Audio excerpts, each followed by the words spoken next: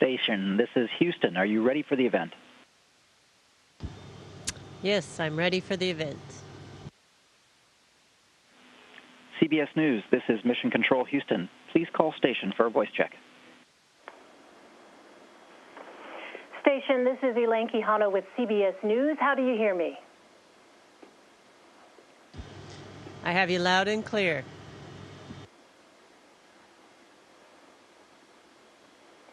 Excellent. Let's begin. I'd like to start with your background, Peggy. When you were growing up in Iowa, I understand you sold chickens to get your pilot's license, and that a couple of people told you early on that you should not pursue a career in science. But, of course, you went on anyway to have a tremendously impressive career in science. What drives you? Well, I think I was always lucky in knowing what I wanted. I pursued my goal of becoming an astronaut in spite of the fact that it was not very likely to have happened. But the advice I give young people is that you have to pursue something and you have to have fun along the way. And I was having a great time. I've always worked at NASA. I have said I've never had a real job because I've always done what I really wanted to do, and that's been the most important thing to me. Looking back, how have your age and experience now helped you? Well, I think in preparation for this flight, obviously the experience of having been a commander before and having flown for more than a year on orbit definitely makes the process of preparing for the space flight a lot simpler in knowing what items that I need to worry about versus, the things that I'll get when I get on board or that's just not important for me to know. So I think that experience helps a lot there. At this age, what would you say some of the challenges are about being in space? Well, I think living in space is not a trivial thing. We've done a fantastic job up here. We've had a human presence for 18 years now, and which I think is somewhat miraculous that we've been able to keep humans up here that long. But, every day there's always something that could go wrong that could change that whole situation. And so we understand that, and we work very, very hard on the days that are not optimal to fix whatever it is that's broken and ensure and maintain the fact, everything so that we can stay up here and continue our research. I think our research up here is very important. It's going to really contribute to future exploration beyond low Earth orbit when we go to other planets. And so I really feel that what we're learning, from a very basic engineering level to a very high-level science level is going to be very critical for that future exploration. Over the course of your career, you've broken a number of records. Is that your goal?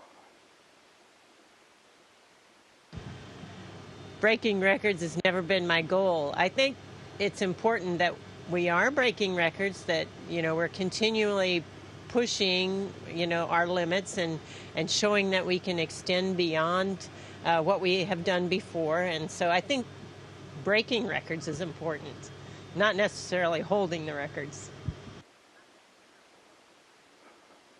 What's your view on age?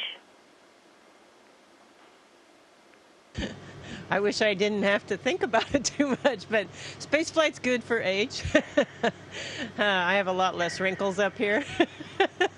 Things float. It's a good place to be as you get older. How do you stay physically fit in space? Actually, we spend a lot of time staying physically fit in space. It's important for our bones and muscles. Without gravity affecting us, we would lose muscle mass and bone density. In fact, we would lose bone density faster in a month than a geriatric woman on Earth would lose bone mass in a year. And so it's very dramatic, and we have to try very hard to specifically stimulate those areas of bone, primarily the hips and the lower back, to try and maintain our bone density while we're up here. Our exercise device, it's an advanced resistive exercise device. We pull against resistance, and it's isolated. Vibrations are isolated from the station so we don't impact the experiments on board the station, and it's actually a very sophisticated piece of hardware, and it feels very much like you're on the ground lifting weights. So it's great. And then we also have a treadmill, which of course we have to wear a harness and have tethers to hold us down to the treadmill itself, because obviously it would we would just push away and into the ceiling if we were running. And we have a bike. We clip onto the bike and cycle much like you would on the ground. You mentioned lifting weights. I read your hobbies include weightlifting, biking, basketball, and water skiing. Why water skiing, and are there any similarities to space? Water skiing is just fun. I started doing it when I was a kid. There was a lake a couple miles from our house, and so it was kind of the summertime sport for my brother and I, was to go water skiing all the time. So I love doing it. It's a lot of fun. I don't get to do it as much these days anymore.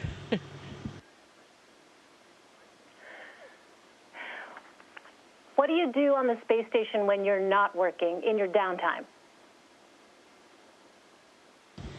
Well, we have a phenomenal window in the cupola. It's a 360-degree view of the Earth. It's on the bottom side of the station, so it's looking down, and we fly most of the time horizontally over the Earth, so that we're always looking down at the Earth, and it's just an incredible view. There's always something new, something even more beautiful than the last time you might have flown over the Caribbean or Australia or the Mediterranean. There's always something incredible. The light angle will be different, and it's just an incredibly beautiful view.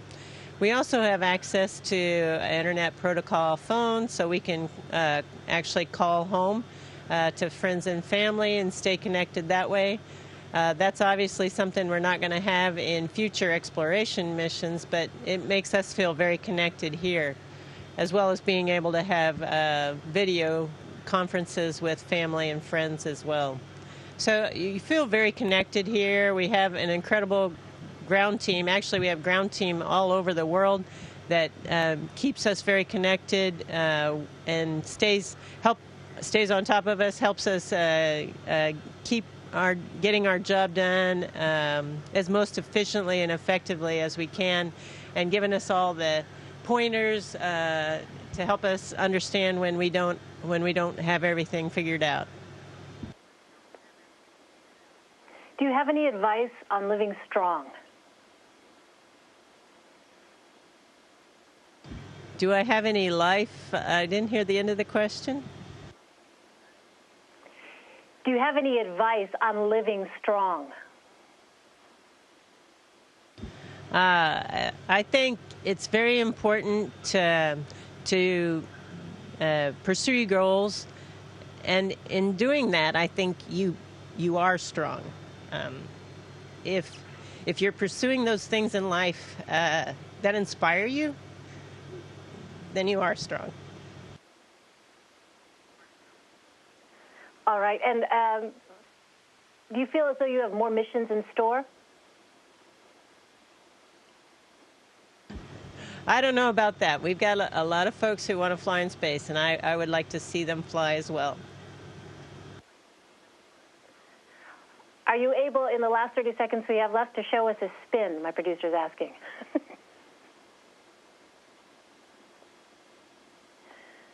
There's a vertical spin. And here comes horizontal.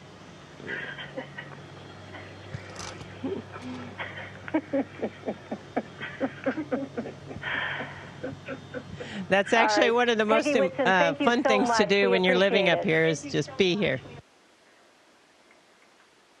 Thank you. Station, this is Houston ACR. That concludes the CBS News portion of the event. Please stand by for a voice check from WFTV Orlando. Station copies.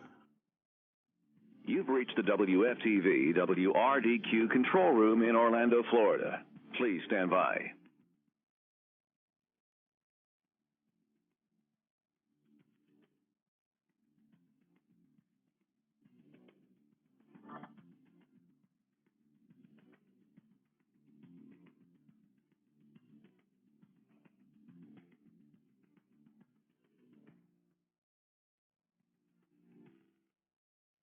You've reached the WFTV.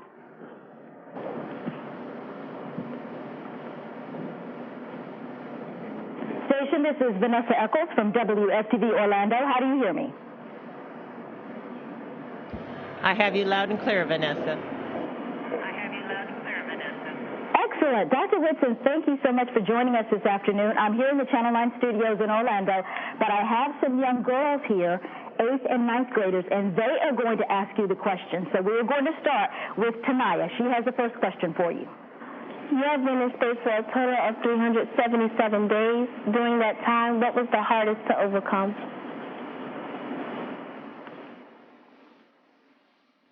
I think probably the hardest thing to overcome is the food. The lack of variety of the food, it gets a little boring after a while. But really, for the most part, being able to live here and work here in such a different environment is very special because we have this unique experience that is so novel. It just really feels very, very special. And the next question comes from Alicia. Which stage in your education or career path did you have to go? Well, I think in math I had a lot of challenges when I was in high school and especially in college. But I think once I got into a field of science that I really, really enjoyed, everything became a lot easier for me. And I even learned how to apply that math that was very difficult along the way. I think in becoming an astronaut, probably the most challenging part has actually been learning Russian. I'm not very skilled at languages, and so that's actually been, I think, the hardest thing for me. Everything else hasn't maybe not been easy, but it's always been interesting to me. And so I think learning new things has been extremely valuable for me. And the next question comes from Hayla, who's in the 9th grade. Hi, I've seen that you major in biochemistry in Iowa Wesleyan College. What or who made you want to become an astronaut? Actually, when I was 9 years old, I saw the first astronauts walk on the moon, and I thought, wow, cool job. But I don't think it became a goal of mine until I graduated from high school, and that was the year they picked the first female astronauts. And from that point on, I pursued that goal. And luckily, I had no idea how hard it would be to become an astronaut, but it worked out for me. And the next question is from Sophia. Do you have any advice for young girls interested in the space program? I'm sorry, you'll have to repeat that question, please. Do you have any advice for young girls interested in the space program? Absolutely. I definitely think you should pursue your goals in the space program. There are tons of different fields of all the people that work at NASA. Any field in math, science, and engineering, there are an incredible variety of jobs at NASA that can help you explore what you most want to do and how it applies to space exploration.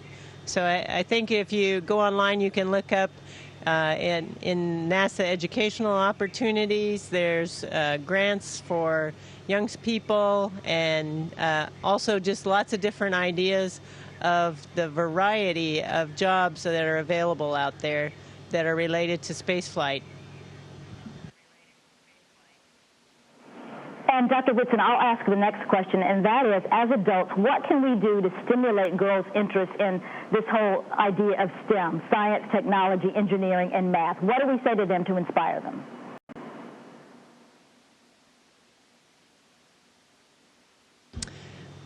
I think that the goals that you can achieve are going to be even greater than what you might dream of.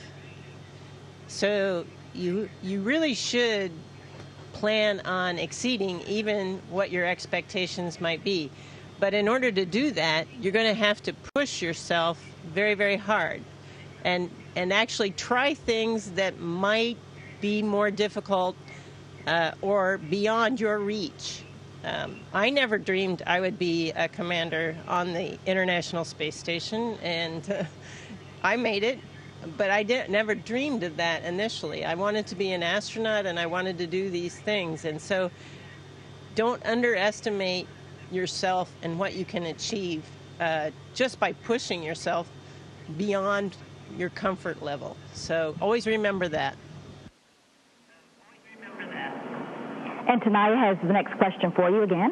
What made you want to go into biochemistry? I really, in high school, I really enjoyed biology. And when I went to college, I started taking a lot of chemistry classes.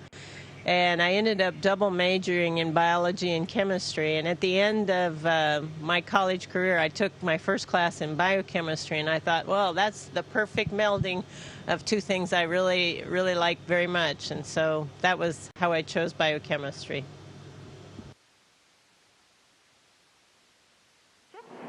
Other than being an astronaut, what job would you love to have?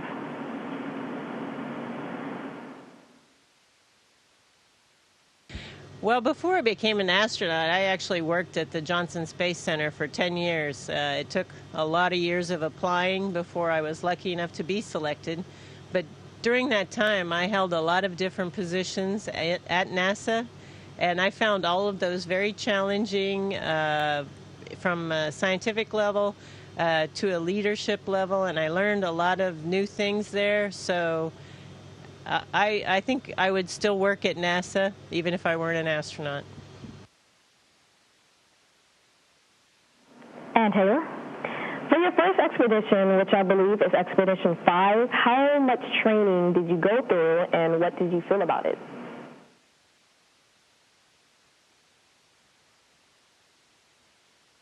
I'm sorry, I'm going to have to ask you to repeat your question again. For your first expedition, which I believe is Expedition 5, how much training did you go through, and what did you feel about it? Well, actually, after I got selected to be an astronaut, we did a couple of years of just general training. And then later I was selected for a space flight, and I did 3 years of training. And we train astronauts because astronauts can come from any field in science, math, engineering, aviation, aeronautical engineering.